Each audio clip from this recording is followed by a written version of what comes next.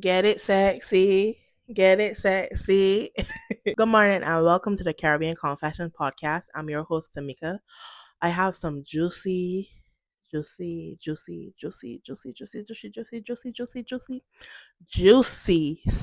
and questions for you today. But starting off, we're going to have a short Q&A where I answer the questions that were sent to the anonymous link on the Caribbean Confession Instagram. And then we will get into the juicy stories. With that being said, let's go.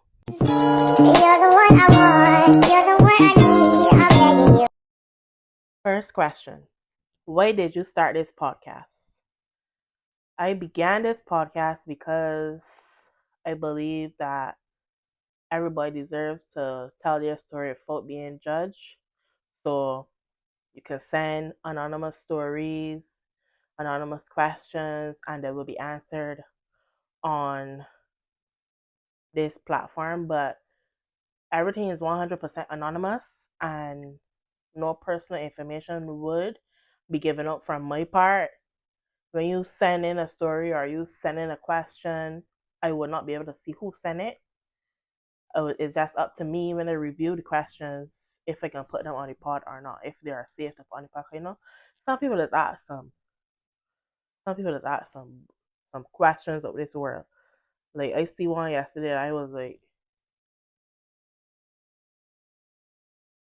anywho, I hope I answer your question. Okay. How do you feel when you hear things that aren't true about you? Honestly, being completely honest with you, I don't care about what anybody has to say. Like I come to the realization in life that you can care what somebody gonna say, and they gonna go on and live their life, and you can be there worried about what they're saying about you. Them in paying your bills, them in paying your rent, them in giving you money when you need it. So why you gonna care about what somebody got to say? Sometimes some of the things that I hear about me personally, I'd be like, oh, I didn't know that I was capable of doing that. But since I'm capable of doing that, okay, I don't clear up rumors. I let people believe what they want to believe. Only person that I care about in terms of that situation is the Almighty. Once He and me have little battles and conversations on the night, I get. I don't care. And you should not care what nobody has to say neither. You live your life for you and not for nobody else. Okay, next question. How do you know when it's time to let go? Okay, so you ain't specify if it is relationships or friendships you're talking about, but I believe that if it's a relationship, get a book, get a pen, write down the good, write down the bad. If the good outweigh the bad, then you can make it work. If the bad outweigh the good, then it's time to let go. If you're feeling like, you know, I try and nothing ain't happening, sometimes the best thing for you in your life is to let go of people that you swear you was gonna got them in your life for the rest of your life. You was gonna die old with them. Sometimes it's the damn people that you call let go of your life. Yep, been there, done that. Okay. I know I did not wear no makeup today. I was not feeling it. I was not feeling makeup today. Okay. Okay, this one is I have a friend that did some snake stuff to me, but I miss her. She's been reaching out to me. How can I be friends with her without getting close again?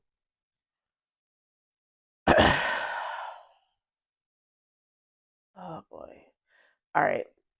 If you was friends with somebody and then do something to you that you could forgive them about, y'all could still be friends. Y'all could still talk. But know your limit. Know that, all right, I went through this with she already. I know that she's a friend to a certain extent. I can tell she or he certain stuff anymore because they're gonna talk about it. If you really miss the person and you miss being friends with them, you could still be friends with them. Just know your limit. Just know that I can't call she and tell she come with me and sleep over because she can talk what she see in my house. Or I can't call he and tell he can't drop me somewhere as my friend because he gonna talk about it. So just know your limits with them. Talk to them, be cool, be cordial. See them, be like, you're good. That's it. You don't have to let them know your business. You don't have to, be all up in them. Just be cordial. Just be cordial. Like for me, like a lot of friends I had before do a lot of snitch stuff to me, and I still talk to them to this day. They aren't my friends because we would never be as close as we was before. But I will still, if I see them and they speak to me or whatever, I will still speak. Yeah. What would you say is something that instantly makes you like someone? Um, Conversation. Like, let me talk about the future. Let me talk about getting rich together. I might be delusional, according to some people, living in a fairy tale land. But let me live in my fairy tale land. Let me have conversations about how many millions we can get, how many houses we can got, all the children we can got. I guess I delusional then. Let me just a good conversation. And I'm very independent. I don't depend on nobody for anything. I don't depend on nobody for anything. So like spontaneous stuff is more something that would make me like somebody. Like one day you just call me and say pawn clothes, and you pick me up and we go somewhere and do something fun. That spontaneous stuff is what is make me like someone, I guess. Is there something you dare not tell someone, and what's the topic? Next question. You ain't get me slipping over here. What are your views on how expensive everything is? It's Mia Motley, our gorgeous Prime Minister. Can't see that $8.50 don't help you do anything in life right now. She don't really care. Because there's no way that other countries minimum wage is $20 and up. And we still at $8.50. $8.50 right now gonna probably be a drink just now. By the way things going. So if she can't see that, things real hard. Oh, you order. That's another thing too. You order stuff from overseas. You work hard for your stuff. And the shipping does be more than what you pay for the stuff. That's another thing that I wanna need to work on to me and Motley. Anywho's.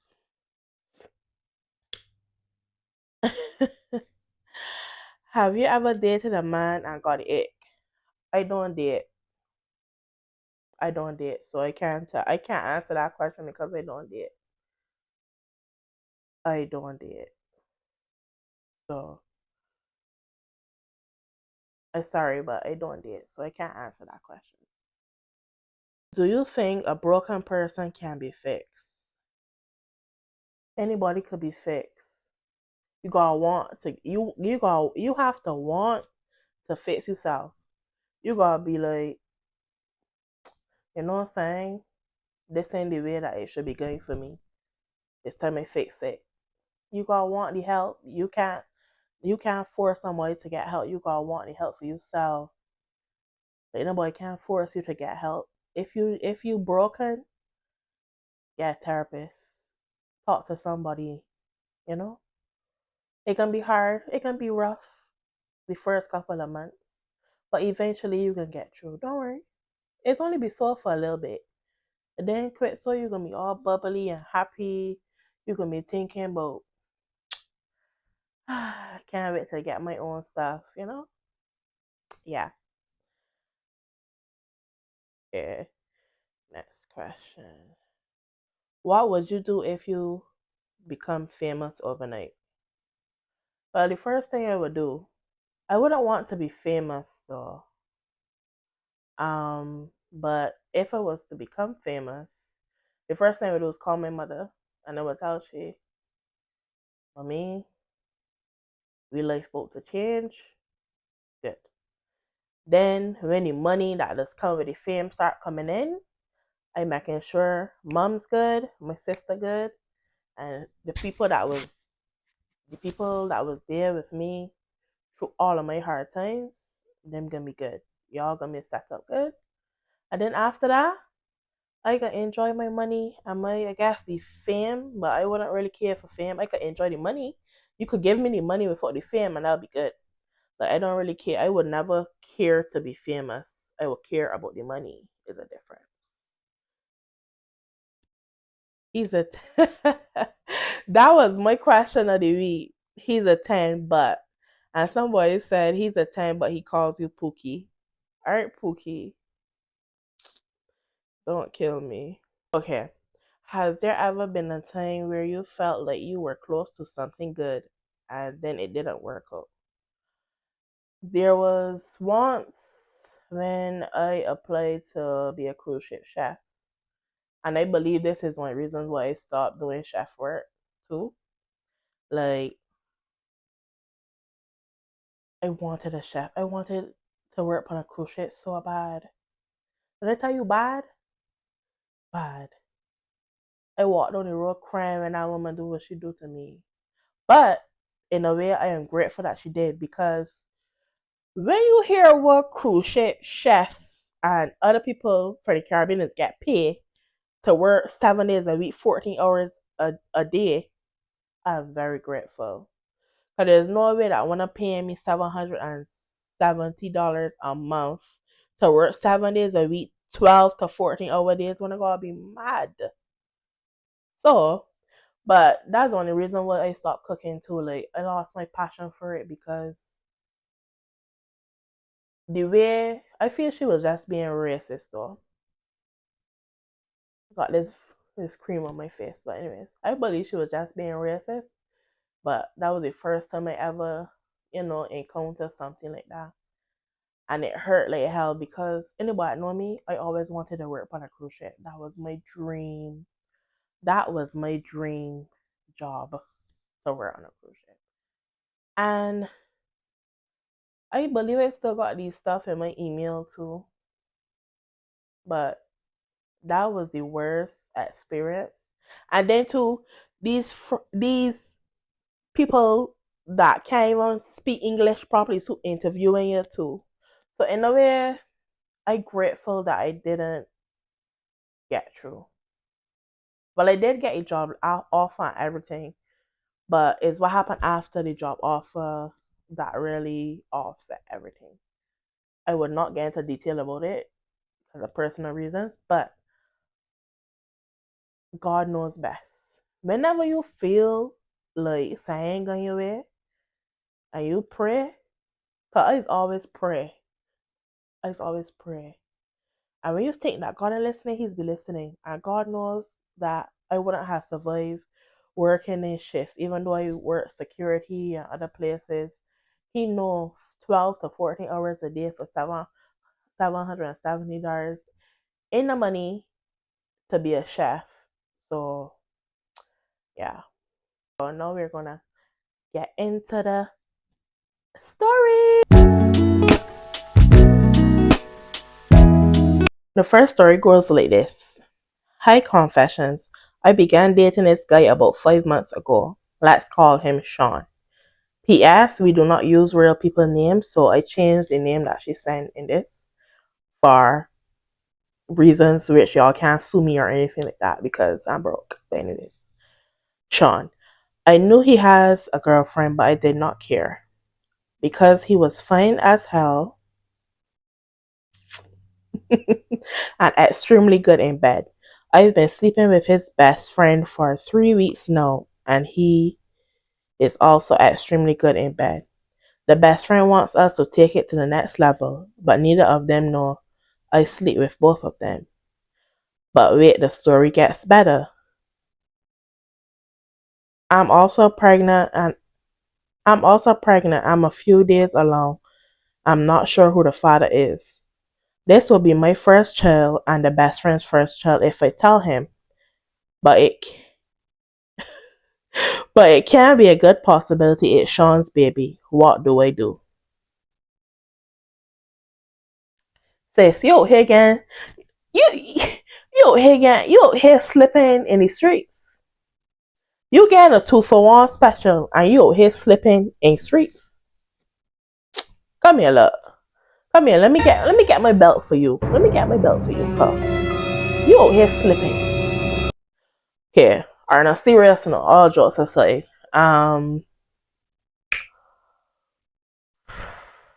Honestly, it's all up to you, you know. But you really think that Sean and the best friend ain't ain't I one that them dealing with you and them ain't running a train on you? Cause that's what best friends is do.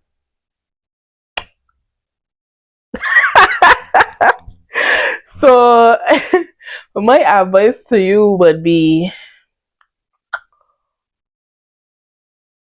hit the road, Jack. And don't you coming back no more, no more, no more, no more. Hit the road, Jack. And don't you coming back no more.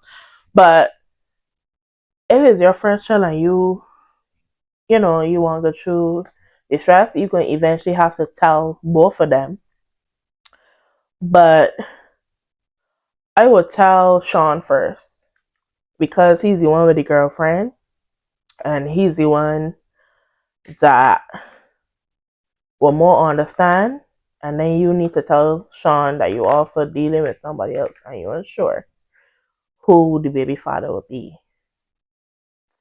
Yeah, it's gonna be a tough one for you, but I would tell Sean first. I want to tell the best friend first.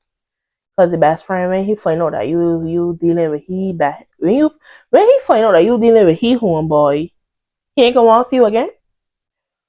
Child or child not, he might not even forgive you. Let's say that he does not know that you sleeping with Sean. When he find out he will not want to see you again, he might probably be hurt. So I would talk to Sean first because Sean has a girlfriend, so he don't really care about that situation. It's just fun for Sean. So I would talk to Sean first and then make my decision after my conversation with Sean. And if you decide to keep it, you will have to tell your best friend everything. The next story goes like this. This is how my life is set up. No. I hustle hard to make a great life for me and my family. To be honest, I'm a workaholic and I'm hardly home. A day I felt ill at work, so I decided to go home early, only to come home and find my wife giving a police fella for out by me head. You believe he was sitting in my favorite chair and she was on her all fours in a red tea bag. I can't get that image out my head for hell. I couldn't even beat he because his weapon was in his belt. This man get up cam, pull up he pants slow and tell she he'll call she later. The next day she admitted they were dealing for about 6 months because she got needs and I don't fulfill them. I blame myself for working too hard and not spending enough time at home. But I do love my family, but now this is haunting me. I didn't divorce her, but now I can't get she touch, hug, or kiss. I cut up all the red underwear, dresses, and curtains. Every fuck that red. The color red does give me flashbacks. She cries, she bawls, she says she's sorry. We started counseling from the same month, but it rough. 2 months later, we start back trying with sex, but every time my penis don't get up. I thought something was wrong with me, so I began watching porn, and it was like concrete. I then tried watching porn with her dear and tried to put it in, and it got back soft. I tried taking pills, gels, every product I hear about, and nothing. My mind can't get it do. It has been 2 whole years gone and we ain't had no sex, no. And she asked if I wanted to end it. I said no. We have children and she said she can't take it no more because it's been too long and she got needs. And she ain't an old woman. And asked if she would be cool. I asked if I would be cool, sorry. If I would be cool if she dealing with the police fella because she needs it in her life. She told me it's okay if I find another woman who satisfies me because she realized I will never truly forgive her. She said once the woman got respect for her and our children, she's cool with it and asked me to think about it. The fact that she could ask if she could continue to fuck the same man sent me mad again. I ain't sitting well with me. But I said I will forgive her and give her suggestions a serious thought. What do you think I should do to save my marriage? Let her go? She also says she would not diss me and he's willing to help pay bills. Sir, sir, sir. Your marriage is over. That your woman, man. I can tell you it straight. That is your woman, man. Because there's no way that 2 years y'all didn't do anything, right? According to her. And she asking you to deal with the same body you catch she cheating with that she man and she never stopped dealing with he, she just get smarter with it. So come on, get some common sense. You can't home and see a man in your house. He ain't supposed to be in your house, one. Your wife on she all fours. Give any man, you know, and you too scared because you see he got a gun in his wrist. Well, he ain't supposed to be in your house. Police are police, no, he ain't supposed to be in your house. Self-defense, you see a strange man, you thought he breaking in where he ain't supposed to be in your house. I would have we don't condone violence. Let me be for real. It's been 2 years, you ain't touched she. You ain't getting up, you try pills, you try everything and nothing ain't working. So what's the sense of saying? Yes, y'all have children. You could still be a present father in your children's life. You don't need to be with the person if you're not happy or comfortable. And if it's not working out for you and she, end it. Sometimes y'all gonna know when to let go. Like you trying to get up, and it ain't working. But when you watch porn or whatever, you harlot rock. End it. End it.